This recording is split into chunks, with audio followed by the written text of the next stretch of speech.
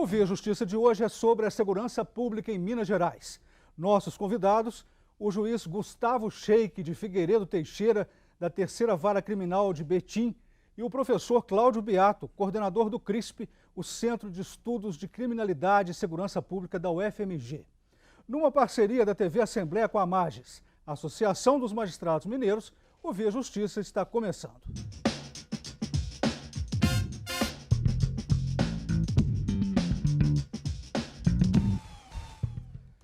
Aumentaram as ocorrências de roubo no estado.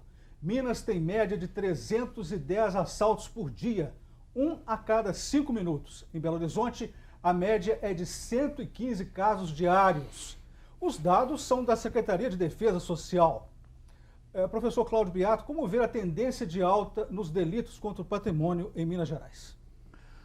Olha, é preocupante, principalmente porque nós estamos voltando aos patamares que a gente tinha lá no começo dos anos 2000, 2003, que nós tivemos também patamares muito elevados de criminalidade violenta, que diminuiu bastante ao longo dos anos 2000 e depois vem aumentando aí nos últimos anos, e principalmente nos grandes centros urbanos, né? Isso por uma série de razões, a gente pode discutir aqui, mas tem muito a ver também, eu acredito, com uma certa desestruturação do nosso sistema de defesa social aí ao longo dos últimos anos. Como que o senhor vê essa questão, doutor Gustavo? Eu vejo que alguns crimes, como o tráfico de drogas, o aumento do uso de drogas, eles implicam num maior número de crimes contra o patrimônio. A partir do momento que a pessoa usuária de droga fica buscando a droga, ela muitas vezes precisa de recursos para isso e ela pratica crimes contra o patrimônio, dentre eles o roubo, que é um crime mais grave, para poder suprir aquela necessidade, para poder comprar a droga. Muitas vezes tem dívidas de drogas também, que supre dessa forma. No ano passado, houve 113.500 assaltos em Minas, 22% a mais que em 2014. Professor, como o Estado está enfrentando essa realidade? O preocupante nesse número é que provavelmente isso não reflete sequer 1/4 do que aconteceu de fato. Muitas pessoas não procuram as polícias ou a justiça para denunciar. As nossas pesquisas mostram que no caso de roubo, né, que é um crime mais grave, em torno de 25%. Né? O que nós percebemos? Que existia uma série de projetos voltados, enfim, para o que se faz no mundo inteiro, que é tratar essa questão, principalmente dos crimes contra o patrimônio, a partir de evidências, análises, você ter um acompanhamento muito de perto dos locais e regiões onde isso acontece, monitorar muitos grupos que estão envolvidos com isso e que a gente perdeu um pouco isso, né? Aliás, perdemos quase que totalmente, né, essa capacidade científica de lidar com os problemas da segurança pública em Minas Gerais. E o resultado a gente vê muito claramente, é mais ou menos como se a gente tentasse enfrentar, né, embora às vezes pareça, né, mas o problema da dengue é através de curandeirismo, né, não vai funcionar. Doutor Gustavo, a realidade da Terceira Vara Criminal em termos de roubos lá em Betim? Teve um aumento significativo nos últimos meses, no último ano. São feitas reuniões, eu participei de algumas reuniões na Secretaria de Defesa Social, com o chefe de polícia, comandante da Polícia Militar, promotores, juízes, para tentar diminuir a criminalidade no estado. Também algumas reuniões locais em Betim, tentando ver ações que pudessem ser feitas para poder combater a criminalidade. Mas é muito importante também a participação da população, o que o professor Cláudio falou, do cidadão comunicar, fazer a ocorrência do fato, mesmo que seja difícil de se apurar depois de ocorrido, mas aquilo ali traz subsídios para que o planejamento estatal seja feito em certas localidades onde está tendo uma incidência maior de crimes contra o patrimônio. Vamos ver agora a opinião popular em Belo Horizonte sobre os roubos. O que as pessoas estão fazendo para se proteger? O índice de criminalidade aumentou bastante, inclusive eu sou vítima disso, já fui assaltado várias vezes. Em horários noturnos, de pouco movimento na rua, eu evito o máximo sair de casa. Ele sempre quer um jeito de roubar a gente.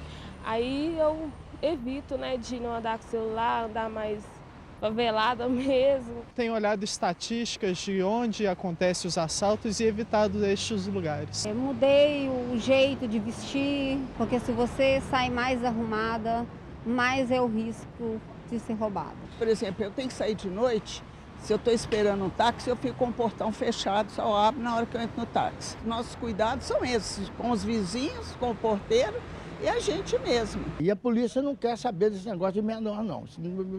Ela não quer saber mesmo. Porque ela prende e o judiciário solta. Deveria ter mais policiamento, mais atenção, principalmente de nós também, do ser humano. Cabe a nós também procurar a polícia e informar sobre o que vem acontecendo. Professor, como o senhor viu a fala popular? A população está em defesa? Olha, um dos aspectos mais dramáticos dessa deterioração da segurança pública é a deterioração na qualidade de vida das pessoas, ou seja, as pessoas passam a viver com medo, passam a evitar convivência entre elas, né? Passam a sair menos de casa, a evitar certos locais públicos, né? E isso é absolutamente terrível, porque significa uma limitação quase que do próprio exercício de cidadania. Enfim, você passa a não sair mais de casa, né? As pessoas passam a morar dentro de verdadeiros presídios, né? Com muros altos e cercas eletrificadas, né? Isso é, eu diria, vamos dizer, o mais imediatamente visível, né? Agora, isso também tem implicações do ponto de vista econômico, né? Nós sabemos que hoje o impacto da violência do ponto de vista econômico é muito alto, né? Algumas estimativas aí variam entre 5% a 7% do PIB brasileiro que é perdido em virtude, seja de perdas diretas, né? Resultado de crime, mas também resultados, enfim, do sistema de saúde que fica sobrecarregado por pessoas feridas, mortas, os anos de vida perdido, né? Das pessoas que terminam falecendo em virtude de crimes. Enfim, a gente tem aí uma série de aspectos, né, que devem ser ponderados e que deveriam ser motivo, na verdade, para a gente ter uma política mais objetiva, né? Nós provavelmente economizaríamos muito, né, se prestássemos mais atenção na segurança pública com um problema de política pública de fato, que não tem ocorrido. Doutor Gustavo, o senhor viu uma fala popular ali? A polícia prende, o juiz solta. Já ouvi bastante essa fala. Então, o que o senhor tem a dizer? A questão é um pouco mais complexa. Crimes como roubo são crimes com penas mais altas e que acaba que, na maioria dos casos, a pessoa é presa e fica presa realmente até a condenação, quando é presa em flagrante. E, provavelmente, se ela for primária, o regime vai ser semiaberto, que é mais tempo na cadeia. E se for reincidente, o regime é fechado. Agora, crimes como furto, muitas vezes o sujeito é primário, a pena ao final do processo, com uma condenação, provavelmente vai ser num regime aberto. Então, você manter aquela pessoa presa durante toda a instrução processual, até a condenação, para soltar na condenação, muitas vezes o sujeito primário não me parece adequado, porque ele vai para um sistema carcerário muitas vezes não adequado, apesar de todas as garantias que a ALEP estabelece, muitas vezes por questões estruturais não se garante todas aquelas situações de reinserção que a ALEP traz. E a pessoa acaba tendo ali na cadeia uma escola que vai piorar a situação dela. Então, eu acredito que nesses casos de furtos, por exemplo, inclusive as audiências de custódia, nos casos de furto, são soltos a maioria dos presos em flagrante. Esse é um aspecto que eu acho que é parte integral do nosso problema de segurança hoje em dia. No Brasil, de uma forma geral, em Minas também não é diferente, é a questão prisional, né? O resultado disso tudo é que nós temos as prisões, pelo menos em torno de 30% a 40% de pessoas que não precisariam estar lá, né? Elas poderiam estar cumprindo penas alternativas, poderiam estar, né, como, né, o colega aqui está falando, se você acha que a pessoa tem um mínimo de chance de recuperação, não ponha ela no sistema prisional, né? É um sistema, vamos dizer, que também está muito deteriorado. Você veja que em Minas, por exemplo, está com uma superlotação, não obstante o aumento enorme, né, que a gente teve dentro do sistema prisional, mas ainda assim ele está com uma superlotação em torno de 50% a mais do que o número de vagas, né? O resultado é que a gente começou a assistir, né, de novo nos últimos anos aí, rebeliões em presídios, coisa que a gente não via há muitos anos, começou a assistir, né, novamente essas organizações que começam a atuar de dentro dos presídios. Então, essa questão prisional eu acho que é uma das coisas que mereceria mais atenção hoje na segurança pública. O Via Justiça faz agora um rápido intervalo e voltamos em instantes.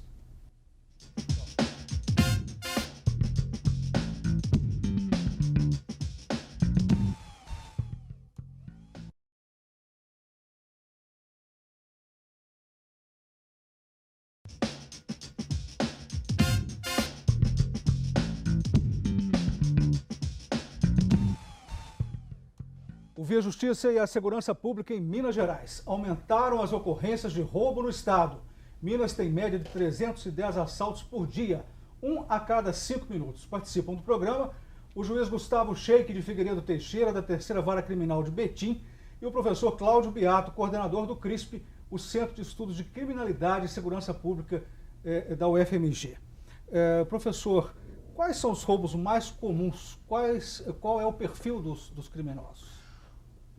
Bom, em primeiro lugar, é interessante a gente notar que roubo é um dos crimes que tem um padrão mais claramente definido. Ele acontece sempre nos mesmos locais, nos mesmos horários, envolvendo as mesmas vítimas, né? E claramente o disparado são roubos de celulares hoje, que são um grande objeto em relação à população, que era um crime que poderia ser evitado, inclusive, junto à negociação das operadoras, etc. e tal, mas é dificílimo, né? Porque, enfim, cada celular roubado você tem um vendido, um chip a mais, etc. Assaltos a transeuntes também acontecem muito, principalmente nas regiões mais comerciais, em períodos noturnos, né? Um dos nossos populares, né? Que narrou isso. E também, né? Em menor número, em bastante menor número, a gente tem os latrocínios, né? Que é o que as pessoas mais têm medo, medo de ser vítimas de homicídio durante um assalto. Isso é relativamente residual. O mais comum são roubos a transeuntes, roubos a celulares, né? E depois aí você tem aí Há uma estimativa de quanto é roubado? Olha, não é muito. Na verdade, coisa aí de 50 a 100 reais em média por cada produto roubado, né? O problema é que o nível de impunidade nesse tipo de crime é muito alto, né? Então é compensador, né? Você veja que há algumas pessoas que atuam, por exemplo, na região central de Belo Horizonte, que chegam a praticar aquele tipo de delito, pequenos furtos, 5 reais, 10 reais, durante 50, 100 vezes a polícia chega a prender eles por semana, né? E são liberados. É um crime também que envolve a questão do menor, que é uma questão sempre difícil, né, de lidar, que na verdade traduz um pouco a ausência de políticas públicas que nós temos em relação aos menores, né? Eles acabam se envolvendo com grupos organizados e praticando esses pequenos delitos.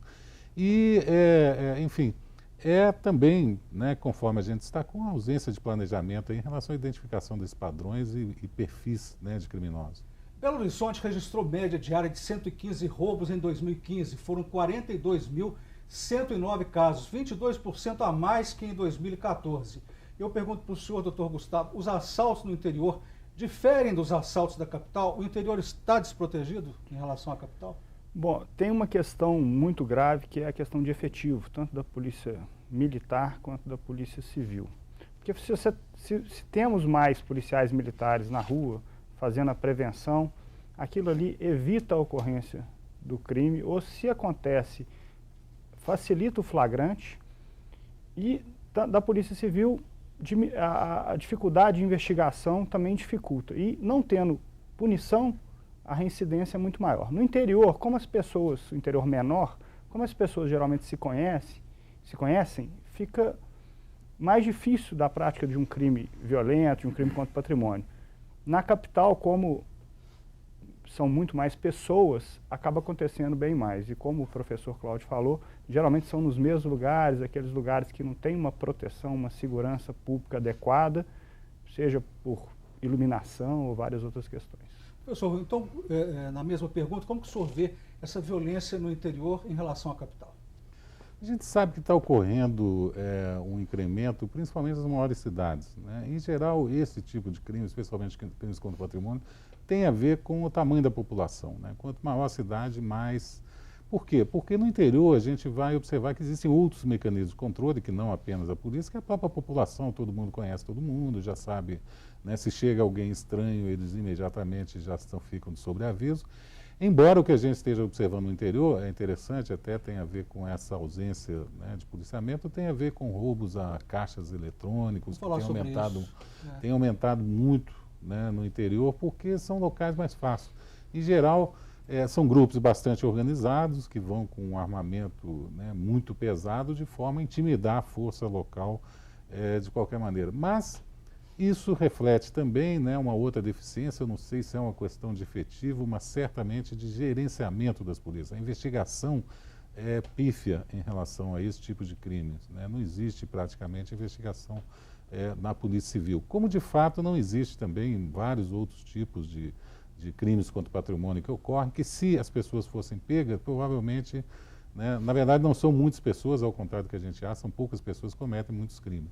E além disso, o próprio policiamento ostensivo ele tem que ser, de um lado, né, articulado com essa investigação, coisa que não ocorre, e de outro lado ele tem que estar voltado justamente para onde os dados estão te apontando que você deve ficar durante mais tempo, em quais horários e quais dias da semana. Assalto a caixas eletrônicos, doutor Gustavo, seria o crime mais perigoso de enfrentar? Lá em Betim, por exemplo, o que está acontecendo em termos dessa violência? Eu considero Betim como se fosse uma cidade, quase uma capital, porque temos uma população lá de mais de 400 mil habitantes, então não considero assim como, para fins de análise de crimes contra o patrimônio, como uma cidade do interior. Ela é uma extensão de Belo Horizonte, assim como Contagem. Essa situação de assaltos a caixas eletrônicos, no interior principalmente, a população não está preparada, o efetivo da polícia não está preparado, então, como o professor Cláudio falou, facilita o trabalho do criminoso, a empreitada criminosa. Em Betim acontece bastante também essas questões de assalto, de explosão de caixa eletrônico. Eu já vivenciei algumas situações dessas em processo. Mas e as gangues? Atuam muito em Betim? Gangues? Tem organizações criminosas em Betim, mas elas são mais ligadas ao tráfico de drogas, pelo que eu tenho percebido nos processos que recebo. A criminalidade em Betim é organizada, sim. Está se tentando combater isso com a atuação da Polícia Civil, o Ministério Público, especializado para a organização criminosa, mas a organização criminosa de Betim é um problema grave, mas é mais voltado ao tráfico de drogas. E o tráfico de drogas é um problema grave porque ele implica em crimes contra o patrimônio, a partir do usuário, e também em homicídios, que o grande número de homicídios de Betim é vinculado ao tráfico de drogas. O senhor diria, professor, que o crime está mais organizado hoje que o Estado? Olha, eu não sei se o crime está organizado não, mas o Estado está bastante desorganizado para enfrentar o crime, né? A gente não está... muitas estratégias que estavam sendo funcionadas estão sendo desmontadas. A própria Secretaria de Defesa Social, que era uma maneira sistêmica de tentar lidar com o problema, inclusive lidando com a integração das polícias, lidando com em prevenção, né? Você tinha projetos exitosos como Fica Vivo, você tinha projetos de integração como o IGESP, você tinha também uma gestão mais afinada com o sistema prisional, né? Tudo isso a gente perdeu, né, ao longo dos últimos 2 anos. O Via Justiça faz mais um intervalo e voltamos em seguida com o bloco final do programa.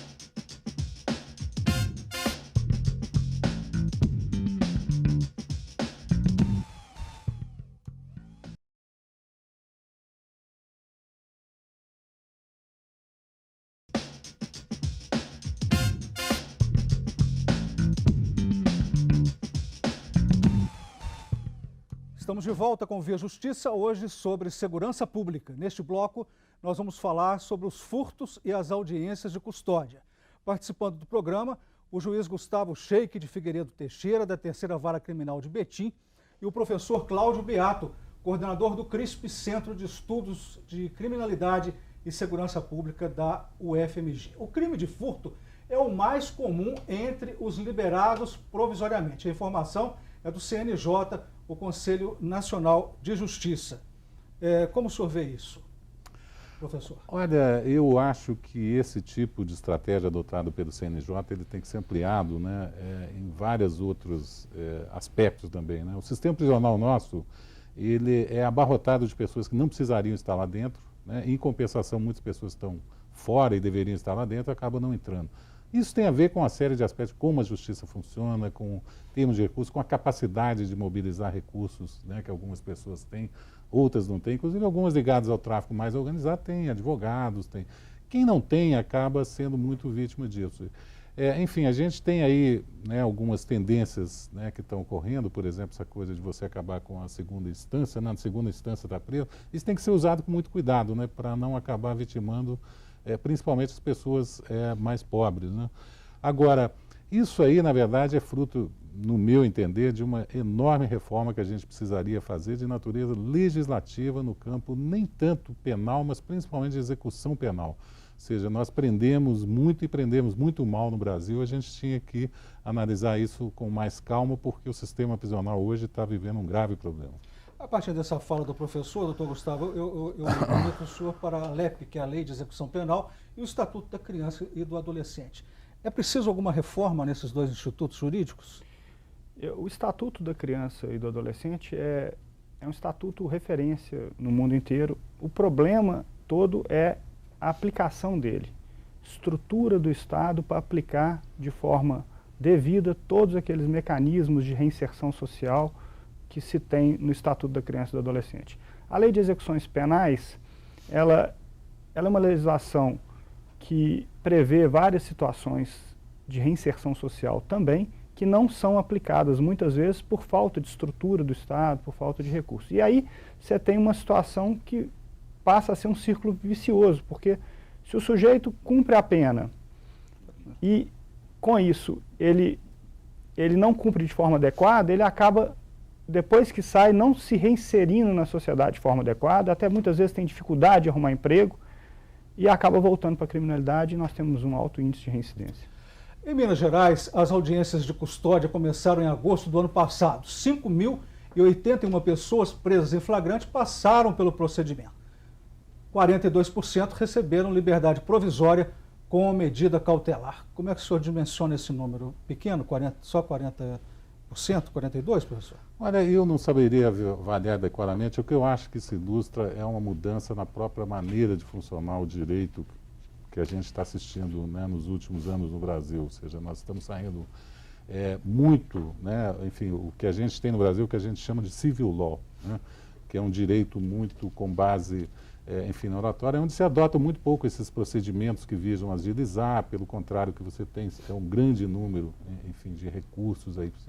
Esse tipo de coisa eu acho que vem na linha, né, de algumas modificações que a gente já está assistindo no direito, né, por exemplo, a Justiça Federal tem funcionado de uma forma diferente e que é interessante que a gente comece a andar cada vez mais por uma questão simples de, vamos dizer, uma questão de natureza pragmática. A gente não tem como gerenciar o nosso tamanho de segurança pública com esse funcionamento muito complicado, às vezes, que a gente tem na nossa justiça. Vários furtos em Minas são cometidos por réus primários, segundo a Central de Flagrantes do Tribunal de Justiça. Há casos de peças de roupa em shopping, por exemplo. Como é que o senhor vê isso? Réus primários, furto em shoppings. Nesse ponto, a audiência de custódia ela é ótima, porque diante daquela situação, o juiz promotor e o defensor público têm um contato direto com o preso em flagrante, tem uma conversa sem entrar nas questões processuais que vão ser objeto do processo, sobre o fato em si, e ali você pode, inclusive, orientar o preso para que ele, aplicando medidas cautelares também, para que ele não se volte a reincidir nessas questões de crimes contra o patrimônio.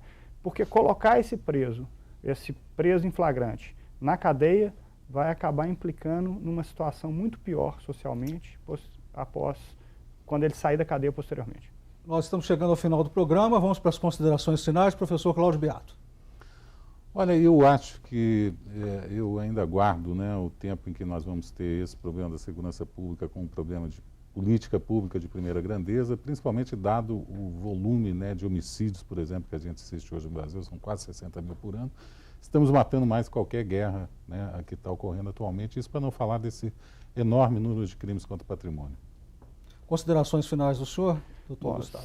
Essas questões mesmo de política pública, como o professor Cláudio falou, o Estado precisa se planejar para combater a criminalidade e também políticas sociais, políticas de estruturação familiar. Acredito até que a religião seja uma coisa boa para dar uma estrutura familiar, porque o que se vê no perfil dos criminosos é muitas vezes uma falta de estrutura familiar e que leva ele para o lado da criminalidade. Muito obrigado aos senhores pelas participações. O Vê Justiça de hoje termina aqui. Este programa é uma parceria da TV Assembleia com a AMAGES, a Associação dos Magistrados Mineiros. Até o nosso próximo encontro.